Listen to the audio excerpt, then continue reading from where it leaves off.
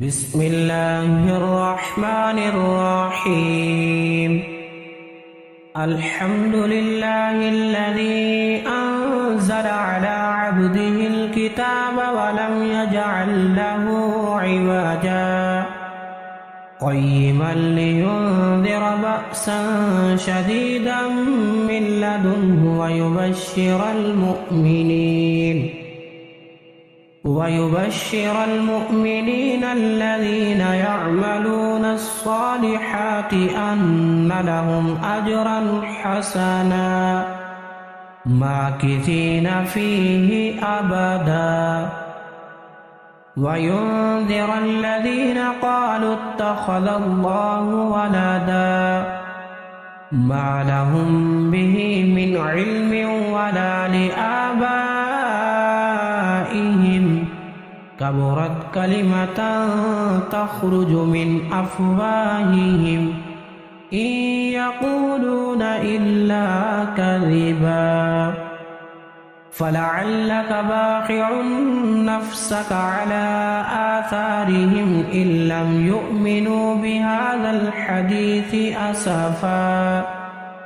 إنا جعلنا ما على الأرض زينة لها لنبلوهم أيهم أحسن عملا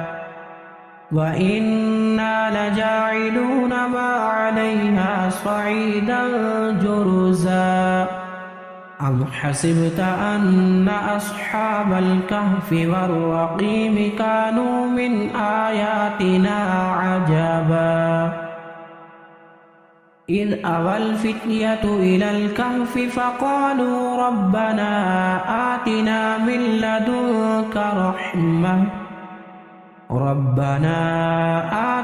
من لدنك رحمة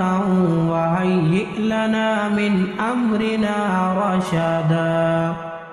فضربنا على آذانهم في الكهف سنين عددا ثم بعثناهم لنعلم أي الحزبين أحصى بما لبثوا أمدا نحن نقص عليك نبأهم بالحق إنهم فتية آمنوا بربهم وزدناهم هدى وربطنا على قلوبهم إذ قاموا فقالوا ربنا رب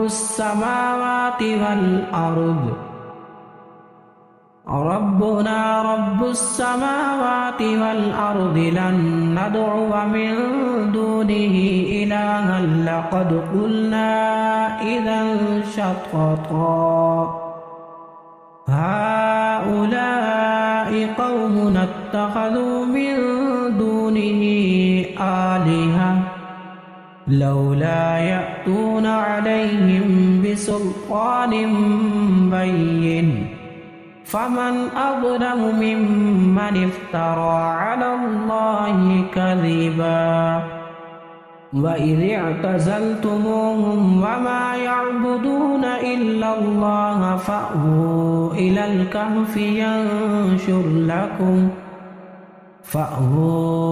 الكهف ينشر لكم ربكم من رحمته ويهيئ لكم من أمركم مرفقا وترى الشمس إذا طلعت تزاور عن كهفهم ذات اليمين وإذا غربت تقرضهم ذات الشمال وهم في فجوة منه ذلك من آيات الله من يهد الله فهو المهتد ومن يضلل فلن تجد له وليا مرشدا وتحسبهم أيقاظا وهم رقود ونقلبهم ذات اليمين وذات الشمال وكلبهم باسط ذراعيه بالوصيد لو اطلعت عليهم لوليت منهم فرارا ولملئت منهم رعبا وكذلك بعثناهم ليتساءلوا بينهم قال قائل منهم كم لبثتم قالوا لبثنا يوما أو بعض يوم قالوا ربكم أعلم بما لبثتم فابعثوا أحدكم بورقكم هذه إلى المدينة فلينظر أيها أزكى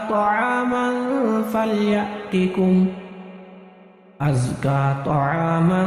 فليأتكم برزق منه وليتلطف ولا يشعرن بكم أحدا إنهم إن يظهروا عليكم يرجموكم أو يعيدوكم في ملتهم ولن تفلحوا إذا أبدا وكذلك أعثرنا عليهم ليعلموا أن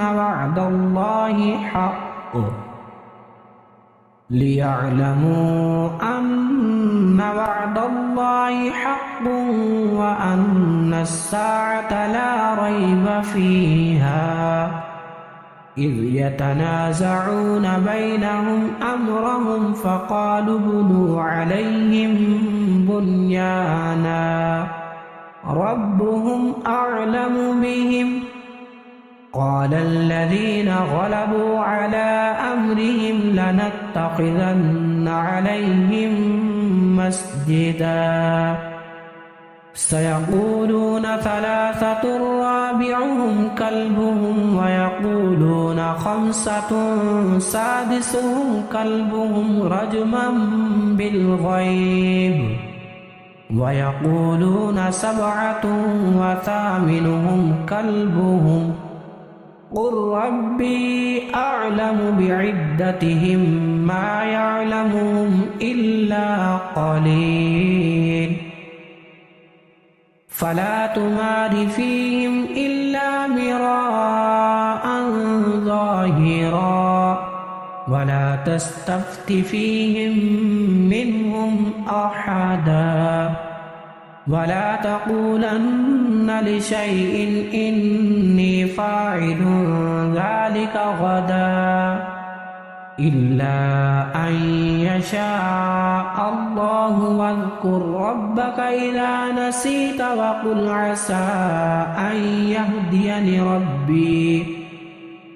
وقل عسى أن يهديني ربي لأقرب من هذا رشدا ولبثوا في كهفهم 300 سنين وازدادوا 9 قل الله أعلم بما لبثوا له غيب السماوات والأرض أبصر به وأسمع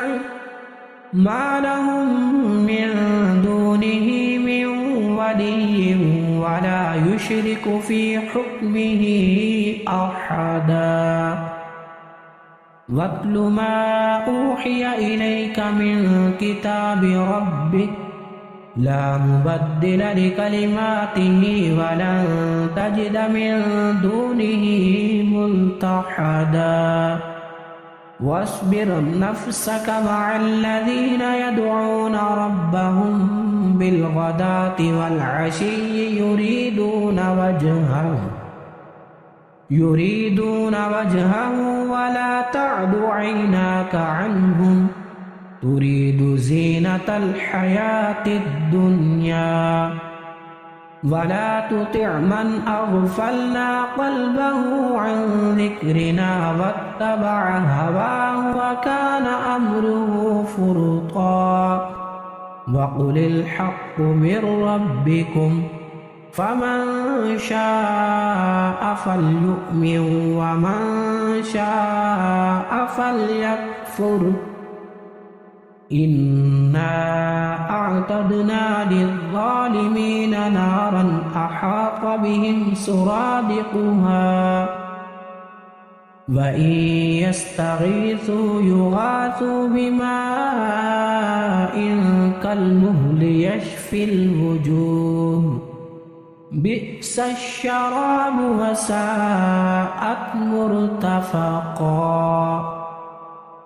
إن الذين آمنوا وعملوا الصالحات إنا لا نضيع أجر من أحسن عملا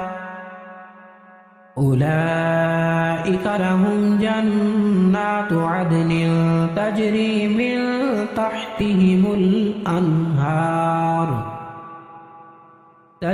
من تحتهم الأنهار يحلون فيها من أساور من ذهب ويلبسون ثيابا خضرا من سندس واستبرق متكئين فيها على الأرائك نعم الثواب وحسنت مرتفقا واضرب لهم مثلا الرجلين جعلنا لأحدهما جنتين من أعناب وحففناهما بنخل وجعلنا بينهما زرعا كلتا الجنتين آتت أكلها ولم تظلم منه شيئا وفجرنا خلالهما نهرا وكان له ثمر فقال لصاحبه وهو يحاوره أنا أكثر منك مالا وأعز نفرا ودخل جنته وهو ظالم لنفسه قال ما أظن أن تبيد هذه أبدا وما أظن الساعة قائمة ولئن رددت إلى ربي لأجدن خيرا منها منقلبا قال له صاحبه وهو يحاوره أكفرت بالذي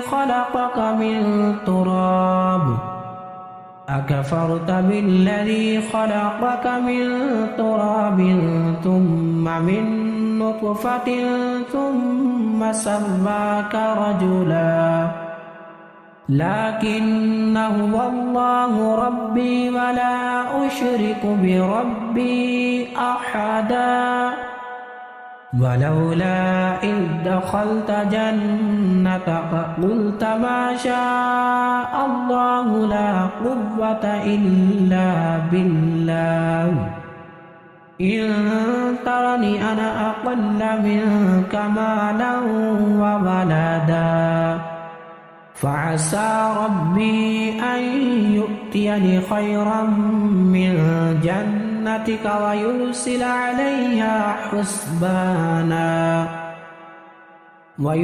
عليها حسبانا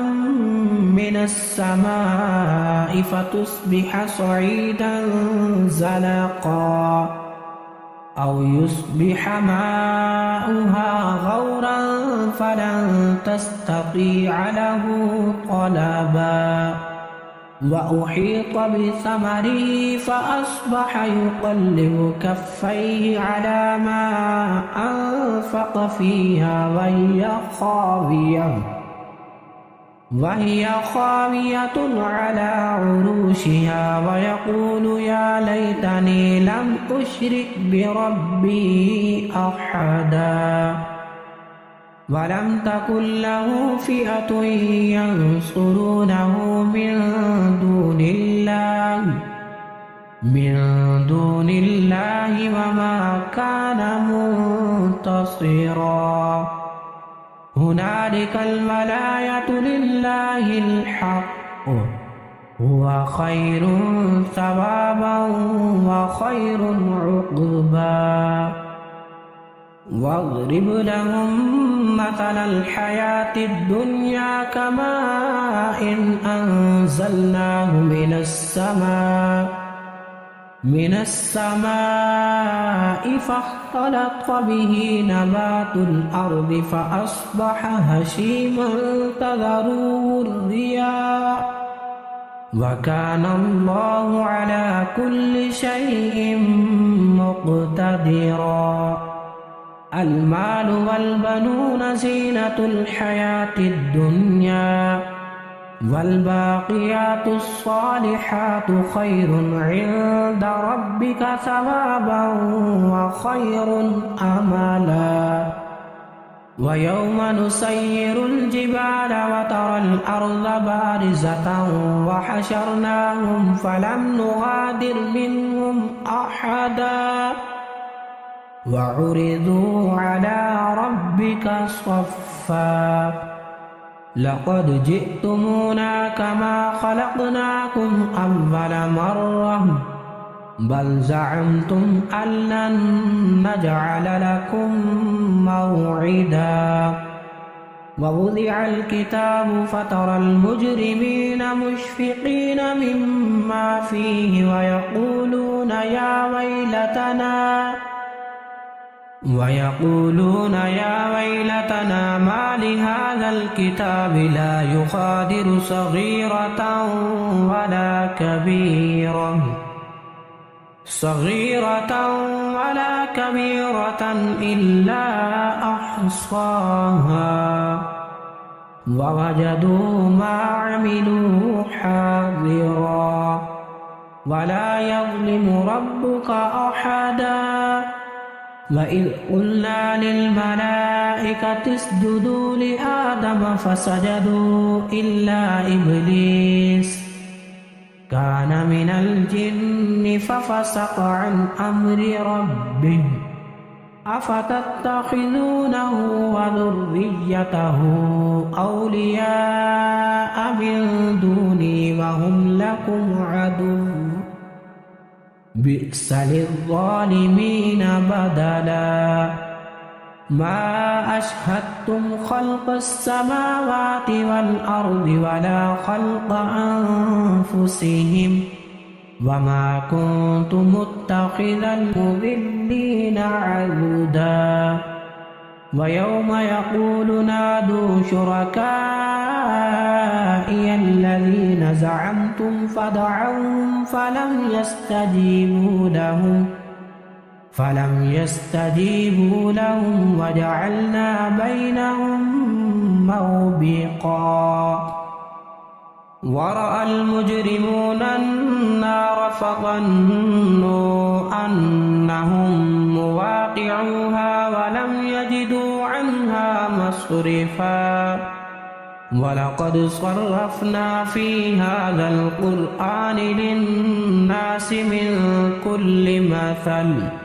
وكان الإنسان أكثر شيء جدلا وما منع الناس أن يؤمنوا إذ جاءهم الهدى ويستغفروا ربهم إلا أن تأتيهم سنة الأولين أو يأتيهم العذاب قبلا وما نرسل المرسلين إلا مبشرين ومنذرين ويجادل الذين كفروا بالباطل ليدحضوا به الحق واتخذوا آياتي وما أنذروا هزوا ومن أظلم ممن ذكر بآيات ربه فأعرض عنها ونسي ما قدمت يداه إنا جعلنا على قلوبهم أكنة أن يفقهوا وفي آذانهم وقرا وإن تدعوهم إلى الهدى فلن يهتدوا إذا أبدا وربك الغفور ذو الرحمة لو يؤاخذهم بما كسبوا لعجل لهم العذاب بل لهم موعد لن يجدوا من دونه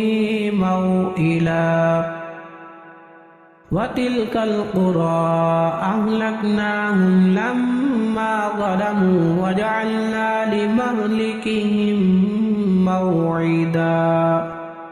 وإذ قال موسى لفتاه لا أبرح حتى أبلغ مجمع البحرين أو أمضي حقبا فلما بلغ مجمع بينهما نسيا حوتهما فاتخذ سبيله في البحر سربا فلما جاوزا قال لفتاه آتنا غداءنا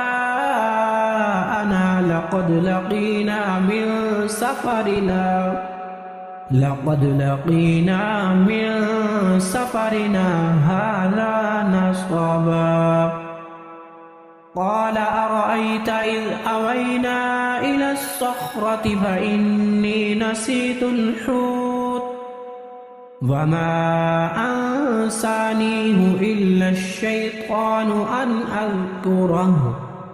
واتخذ سبيله في البحر عجبا قال ذلك ما كنا نبغي فارتدا على آثارهما قصصا فوجدا عبدا من عبادنا آتيناه رحمة من عندنا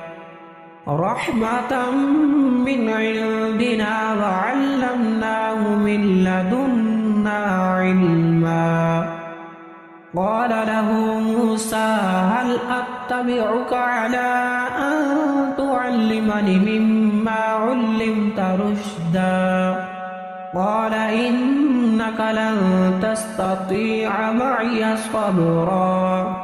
وكيف تصبر على ما لم تحط به خبرا قال ستجدني إن شاء الله صابرا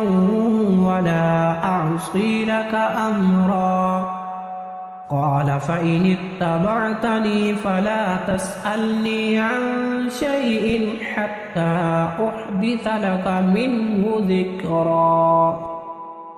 فانطلقا حتى إذا ركبا في السفينة خرقها قال أخرقتها لتغرق أهلها لقد جئت شيئا إمرا قال ألم أقل إنك لن تستطيع معي صبرا قال لا تؤاخذني بما نسيت ولا ترهقني من أمري عسرا فانطلقا حتى إذا لقيا غلاما فقتله قال أقتلت نفسا زكية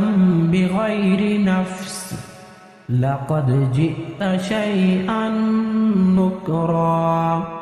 قال ألم أقل لك إنك لن تستطيع معي صبرا قال إن سألتك عن شيء بعدها فلا تصاحبني قد بلغت من لدني عذرا فانطلقا حتى إذا أتيا أهل قرية استطعما أهلها فأبوا أن يضيفوهما فوجدا فيها جدارا يريد أن ينقض فأقامه قال لو شئت لاتخذت عليه أجرا قال هذا فراق بيني وبينك سأنبئك بتأويل ما لم تستطع عليه صبرا أما السفينة فكانت لمساكين يعملون في البحر فأردت أن أعيبها وكان وراءهم ملك يأخذ كل سفينة غصبا وأما الغلام فكان أبواه مؤمنين فخشينا أن يرهقهما طغيانا وكفرا فأردنا أن يبدلهما ربهما خيرا منه زكاة وأقرب رحما وأما الجدار فكان لغلامين يتيمين في المدينة وكان تحته كنز لهما وكان أبوهما صالحا فأراد ربك أن يبلغا أشدهما ويستخرجا كنزهما رحمة من ربك وما فعلته عن أمري ذلك تأويل ما لم تستطع عليه صبرا ويسألونك عن ذي القرنين قل سأتلو عليكم منه ذكرا إنا مكنا له في الأرض وآتيناه من كل شيء سببا فأتبع سببا حتى إذا بلغ مغرب الشمس وجدها تغرب في عين حمئة ووجد عندها قوما قلنا يا ذا القرنين إما أن تعذب وإما أن تتخذ فيهم حسنا قال أما من ظلم فسوف نعذبه ثم يرد إلى ربه فيعذبه عذابا نكرا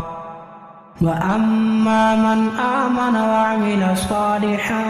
فله جزاء الحسنى وسنقول له من أمرنا يسرا ثم أتبع سببا حتى إذا بلغ مطلع الشمس وجدها تطلع على قوم لم نجعل لهم من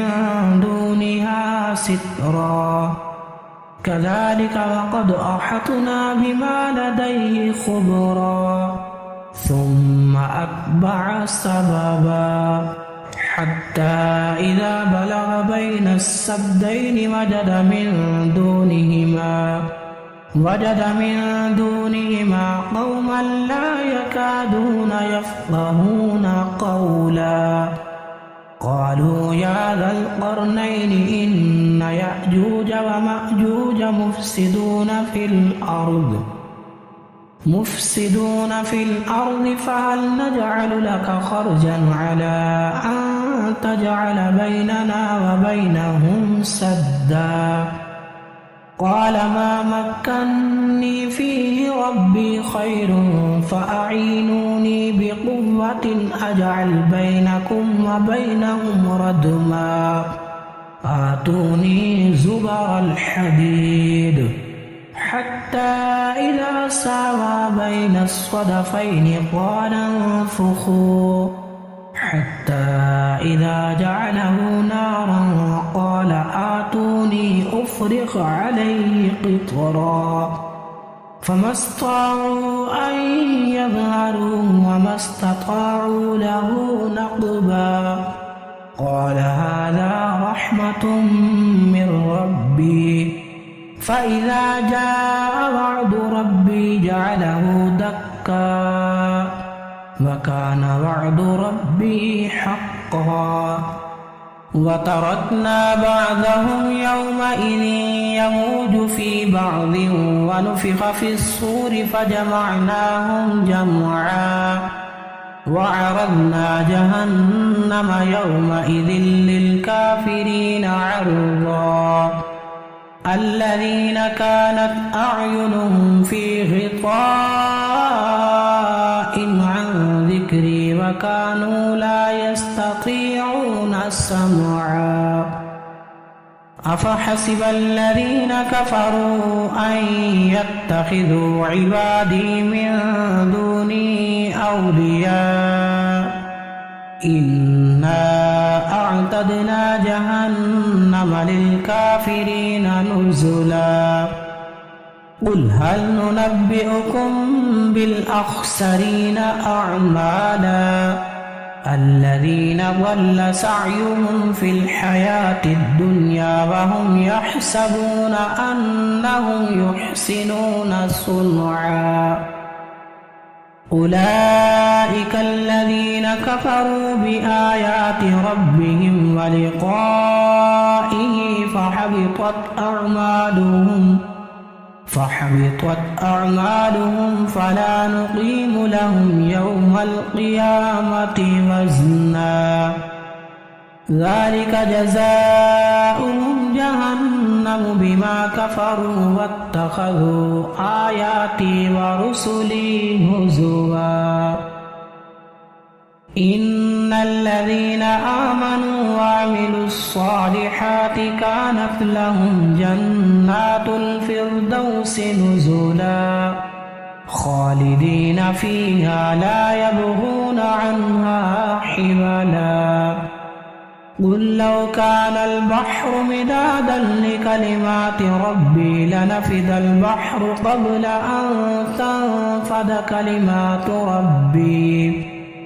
قبل أن تنفد كلمات ربي ولو جئنا بمثله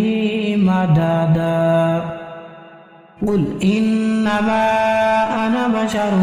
مثلكم يوحى إلي أنما إلهكم إله واحد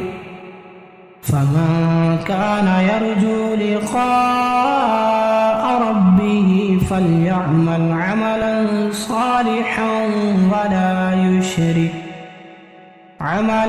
صالحا ولا يشرك بعبادة ربه أحدا.